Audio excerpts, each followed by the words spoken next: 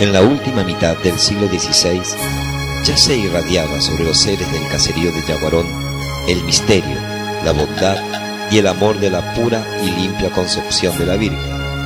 Su presencia en el lugar siempre fue uno de los grandes misterios.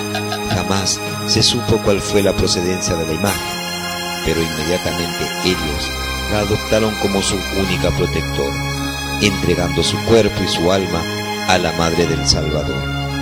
Sus grandes milagros la convirtieron en esperanza y vida de los desprotegidos guaraníes, y en su honor edificaron una pequeña capilla en las salientes del río Paraná, a la altura del puerto de Ciado, zona conocida con el correr del tiempo como Itatí. Como en aquel entonces, miles de almas se reúnen en el amor y la fe para venerar a nuestra amada Virgen de Itatí.